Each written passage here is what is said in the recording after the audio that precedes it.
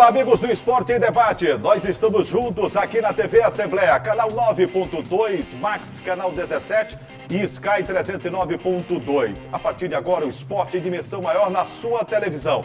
E no programa de hoje, nós vamos mostrar: Escola de Sinuca incentiva a formação de novos talentos da modalidade em São Luís. Maranhenses fugitivos da Ucrânia falam sobre o terror vivido no oeste da Europa com a guerra. Federação Maranhense de Futebol confirma a decisão do primeiro turno entre Sampaio e Moto para o próximo sábado. Você vai ver ainda, pela Copa do Nordeste, a Bolívia perde para o CRB e vai decidir classificação diante do Botafogo da Paraíba. Tudo isso e muito mais do Esporte e Debate de hoje, que já está no ar. E nós começamos o Esporte em Debate falando de sinuca. A Federação Maranhense de Sinuca, visando a formação de novos talentos da modalidade em São Luís, está realizando uma escola gratuita na capital maranhense. O objetivo principal, além de promover a prática do esporte, é descobrir novos talentos na capital maranhense. John fica atento a cada dica passada por Silva Taioli na mesa de sinuca. Ele se concentra, mira na bola e dá uma tacada certeira. A paixão dele pelo esporte começou na infância, mas só agora, na vida adulta, está podendo praticar como sempre quis. A gente ia pro Jaguarema brincar, só que a criança não podia entrar na sala de jogos, a gente ficava só na área da piscina, mas aí a gente já começava a querer começar a jogar, olhar o pessoal jogando sinuca. Só que a gente não podia entrar ainda, né? Tinha que ficar um pouquinho maior. Agora adulto já está começando a jogar, né? Você teve sua primeira aula aqui e qual é a tua avaliação? Muito bom. A Silva tem uma didática excepcional, fenomenal. Ajuda muito a pessoa a ficar mais relaxada para começar mesmo do básico. As aulas fazem parte de uma iniciativa da Federação Maranhense de Sinuca e imprensa desportiva local por meio da Lei de Incentivo ao Esporte.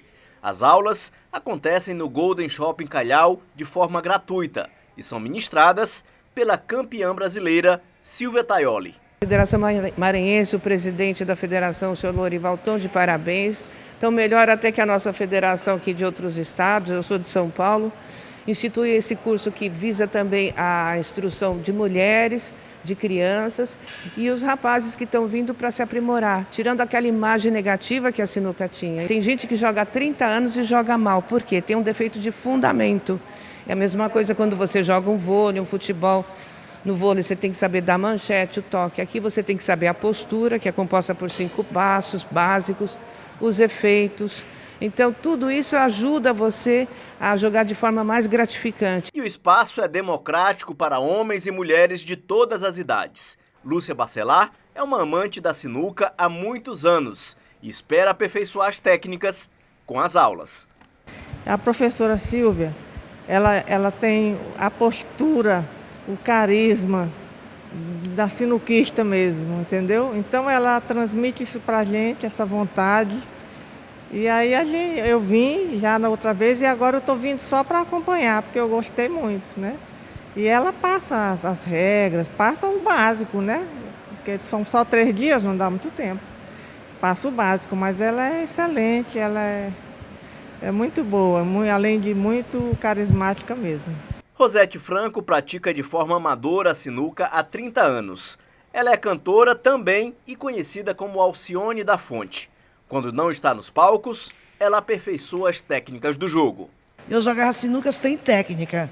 E agora, graças a Deus, estou jogando com as técnicas que ela ensinou. E estou feliz no retorno dela. E as técnicas dela estão dando certo? Como é que é? Estão dando certo, eu estou fazendo boas jogadas. Ela vai ter que olhar eu treinar um pouquinho para ver. Foi bom, porque a gente acha que sabe tudo, não sabe nada. Sempre um dia mais, um aprendizado novo. Igor Castro, de 24 anos, pretende aprender mais técnicas da sinuca para surpreender os amigos nas próximas jogadas. Apesar de a gente já saber como é que se joga, a gente ensina a tirar os maus costumes que a gente tem, né? Atualiza bem a gente para poder saber o que está acontecendo na nossa própria jogada. Isso é uma informação extra a mais desse jogo. Levar um pouco de vantagem com a técnica que ela está passando.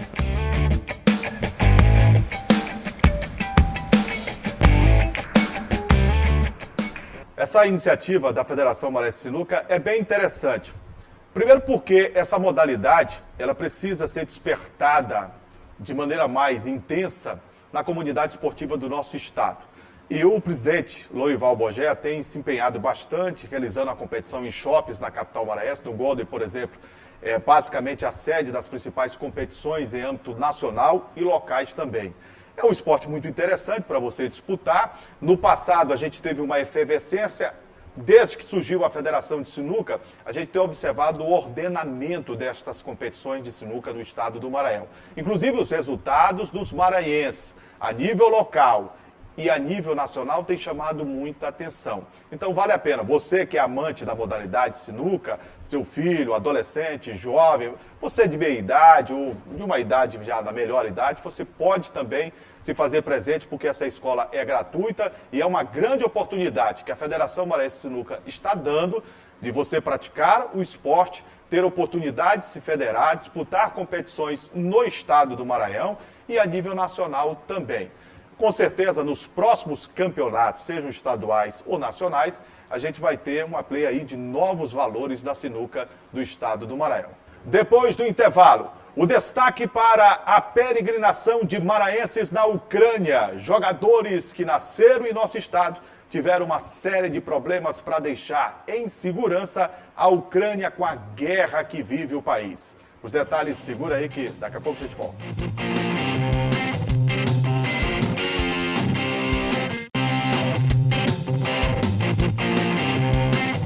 Já estamos de volta com o Esporte em Debate. Você sabe que a guerra foi o que de pior o ser humano poderia ter criado na face da Terra. E a invasão da Rússia sobre a Ucrânia, com bombardeios, com a expectativa de um cessar-fogo que até agora não se constituiu em verdade, muitos brasileiros estão passando por dificuldades extremas. Cerca de 500 estão por lá, muitos já retornaram. E os maranhenses da cidade de Rosário e também João Lisboa, que jogam no futebol da Ucrânia, viveram momentos dramáticos. Marlisson, que nasceu em Rosário, que joga no futebol da Ucrânia, e o Anderson Cavalcante, o conhecido Anderson Maranhão. Eles relataram, inclusive, para a equipe de reportagem aqui do Esporte em Debate da TV Assembleia, um pouco do drama vivido para deixar a Ucrânia que arde em chamas, com muitos bombardeios, com mísseis, numa situação muito preocupante. Milhares de famílias já deixaram a Ucrânia e outras vivem um duro momento proporcionado e propiciado por uma guerra insana. Depois de dias de terror na Ucrânia por conta da guerra decretada pela Rússia, os maranhenses que jogavam futebol na Ucrânia conseguiram retornar em segurança para o Brasil. Fala, gente, quem tá falando é o Marcos aqui. Tô passando para avisar que estou no aeroporto já, pronto para embarcar para o Brasil, chegar em Campinas mais ou menos mais 4h10 e depois estou indo em direção ao São Luís, vou chegar em São Luís de madrugada aí. Obrigado aí pela força de todos, eu estou aqui para agradecer de fundo do meu coração. Marlisson conseguiu sair da Cracóvia, cidade que foi bombardeada logo no começo dos conflitos, com a ajuda de um casal de amigos. De lá seguiu para Lviv, cidade da Ucrânia na fronteira com a Polônia, e logo depois conseguiu embarcar para Portugal. E da cidade do Porto veio para o Brasil desembarcando em São Paulo, onde fez escala e chegou ao Maranhão. Cheguei em segurança, né? Saí de carro, vim na Ucrânia, tive uma viagem de 13 horas até Lviv, sofrida, mas depois a gente conseguiu chegar até Lviv, conseguimos uma bênção de Deus que colocou na nossa vida, né? Uma moça que é brasileira, que tem seu marido polonês e nos levou atravessou pela Polônia. Depois da Polônia a gente pegamos um jato, né? Até Lisboa, né? Um jato fretado do Leandro, uma bênção na nossa vida. E graças a Deus chegamos aqui hoje aqui em São Paulo e muito feliz por estar aqui, quero já ver minha família. Vocês acompanharam aí um pouco do drama vivido por esses maranhenses, o Marlisson e também o Anderson Cavalcante, que é conhecido como o Anderson Maranhão. Gente, não é fácil você deixar um país em guerra, onde os principais tratados internacionais não vêm sendo cumpridos de maneira nenhuma. Hospitais estão sendo bombardeados, prédios residenciais, casas, né, de diversos moradores estão sendo bombardeados e com armas, inclusive de grosso calibre, sendo utilizadas, né, em praça pública. Situação dramática, situação muito difícil. E esses maranhenses tiveram a oportunidade, né, por esforço próprio, porque no primeiro momento a embaixada brasileira acabou não abraçando os brasileiros como deveria, na informação, na conscientização, na busca de um local mais seguro para que eles ficassem, e eles ficaram em alguns momentos a ver navios. O Marlos, por exemplo, conversei com ele diversas vezes, a mãe dele, de Rosário, estava muito preocupada com a situação desse atleta.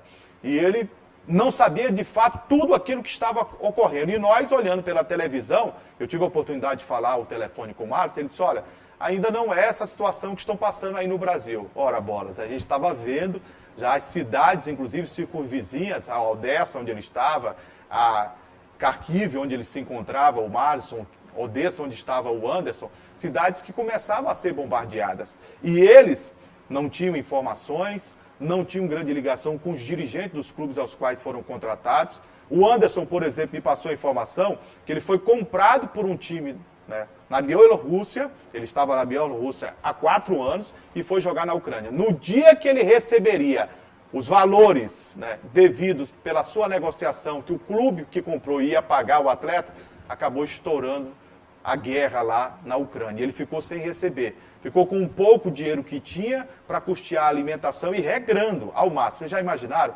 Em um outro país, sem ter a família por perto, sem informações, supermercados parecia algo devastado, não tinha mais nada, e eles tiveram que traçar uma rota de fuga pela Moldávia, passando pela Polônia ou Romênia, para poder voltar ao Brasil.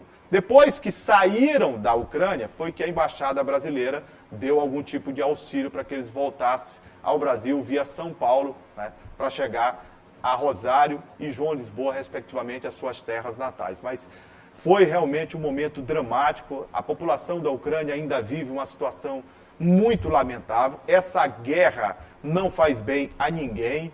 Uma coisa maluca do presidente da Rússia, que tem tentado, autoridades do mundo inteiro, demovê-lo da história de continuar com a guerra, mas até aqui absolutamente nada. A gente tem visto crianças, nós temos visto mulheres, idosos, né, tendo que buscar um abrigo no subterrâneo, em esconderijos, para poder se livrar das bombas que continuam a cair na Ucrânia. Ainda bem que desses jogadores maranhenses que estavam lá no futebol da Ucrânia, existem 31 jogadores brasileiros, a maioria já voltou, outros estão na iminência de voltar, mas os maranhenses, 2, o Anderson Cavalcante, o Anderson Maranhão, que é da cidade de João Lisboa, já retornou, e o Marlison, o Anderson foi o primeiro, né? E ele já conhecia um pouco mais, porque fala russo, né? Fala russo, não fluentemente, mas dá para ser entendido, dá para entender aquilo que se fala, e ele teve um pouco mais de habilidade. Depois o Marlison foi o último a deixar maranhense, jogador, a Ucrânia para chegar ao Brasil e com segurança em Rosário. Mas você imagina o que esses atletas, o que esses seres humanos vão carregar de sequelas para o resto da vida. Tomara que não. Tomara que eles possam virar a página em relação a tudo aquilo que aconteceu e que possam ter tranquilidade para desempenhar as suas funções como futebolistas, como jogadores, para ganhar o mundo outra vez, representando o esporte maranhense e, sem sombra de dúvidas, o futebol brasileiro, que é muito respeitado lá fora. Depois do intervalo, vou continuar falando de futebol, mas o destaque é para o Campeonato Maranhense. Sampaio e Moto vão jogar, decidir o primeiro turno no próximo sábado. Na Copa do Nordeste, o Sampaio tropeçou mais uma vez. E agora vai ter que fazer o resultado diante do Botafogo da Paraíba no Castelão para chegar à segunda fase da Lampions League. Os detalhes, segura aí que daqui a pouco a gente volta.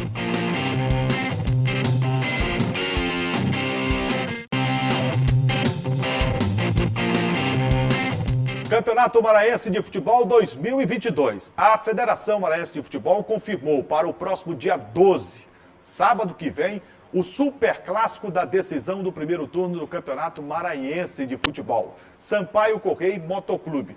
Pelo regulamento, jogo único. Não há vantagem, nem para bolivianos, nem para rubro-negros. Empate no tempo normal, penalidade máxima para conhecermos o primeiro finalista do Estadual 2022. No Sampaio Corrêa, a equipe boliviana já colocou à venda os ingressos e esperam a presença de público significativa. Esse jogo será fundamental para o técnico João Brigatti, que não anda acertando na representação tricolor, o que tem deixado o torcedor do Sampaio Corrêa desconfiado com relação aos próximos resultados da representação boliviana. O esquema tático sequer foi definido pelo técnico João Brigatti, ele vem alternando muito. No Motoclube de São Luís, o técnico Carlos Ferro tem a expectativa de receber nas próximas horas novos reforços para a decisão do primeiro turno e também para a segunda fase da Copa do Brasil, já que o time rubro-negro, Papão do Norte, passou pela Chapecoense e vai pegar a Tombense na próxima fase da Copa do Brasil. O jogo será em São Luís e o Moto vai precisar fazer o resultado aqui para chegar à terceira fase da competição e faturar R$ 1.900.000 de cota.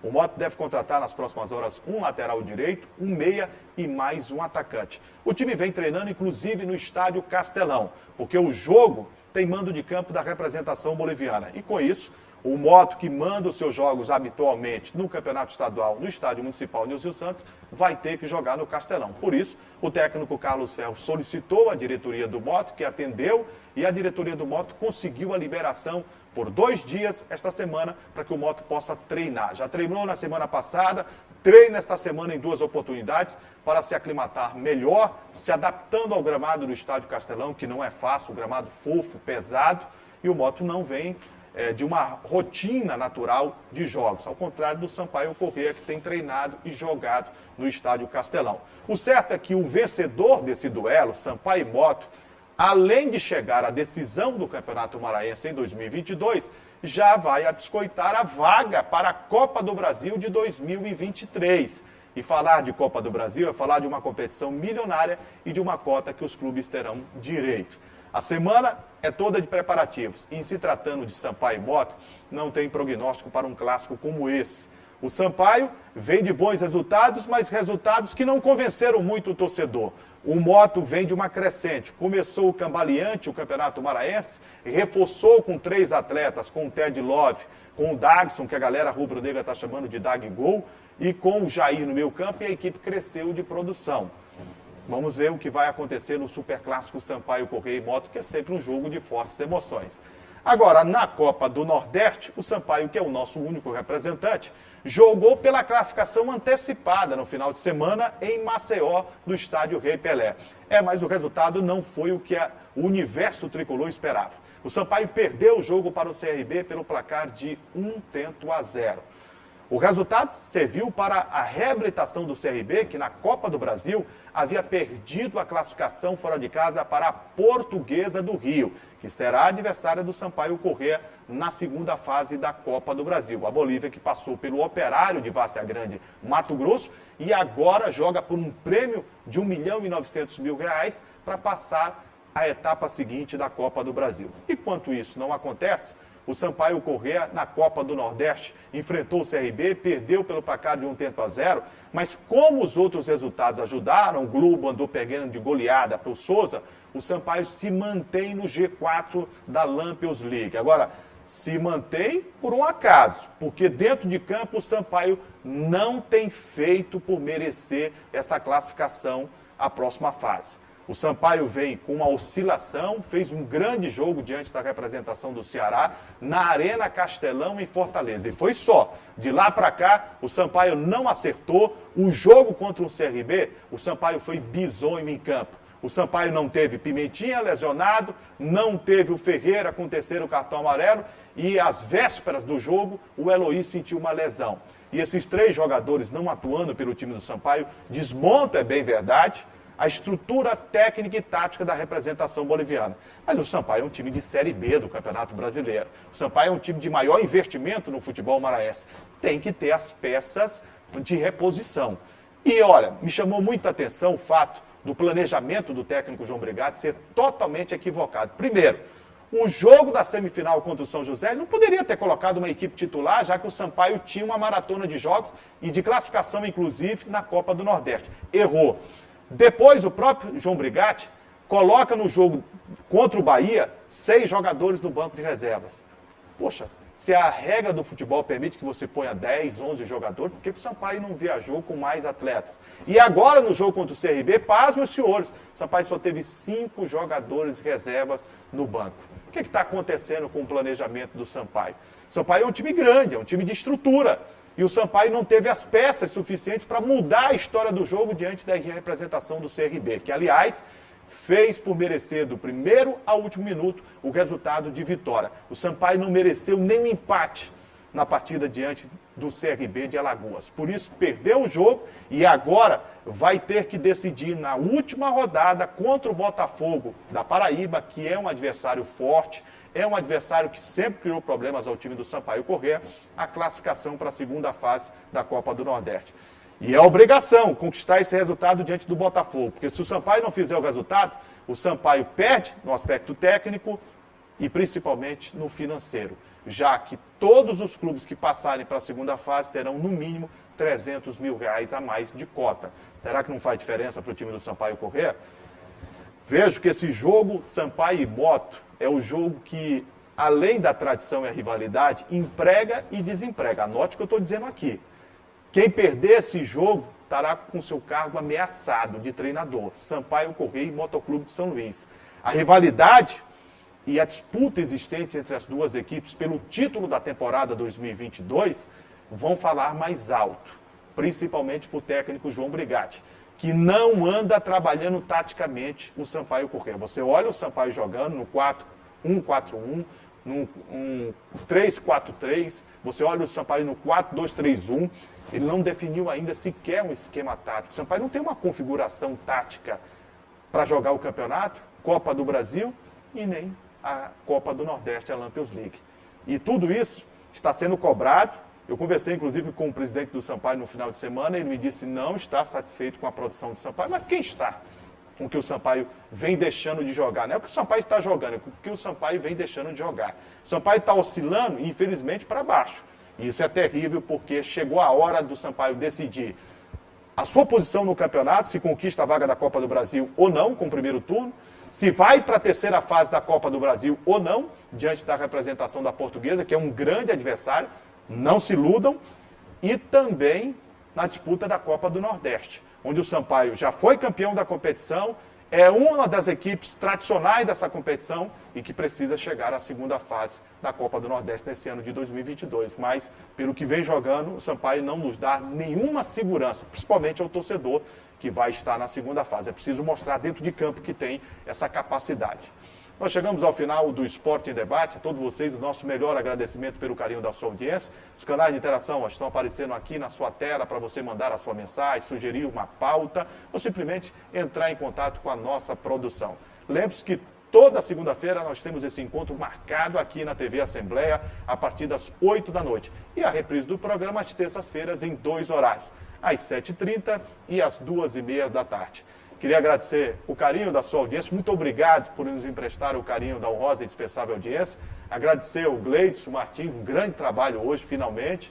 O Ruben Nilson, nosso Hinaldo, lá em cima o Frank, o Bispo, nosso diretor de TV, toda a equipe aqui da TV Assembleia, mas sobretudo a você que sempre nos dá prazer e muito orgulho com a sua grata e sensacional audiência. Até a próxima, gente. A gente se vê sempre por aí.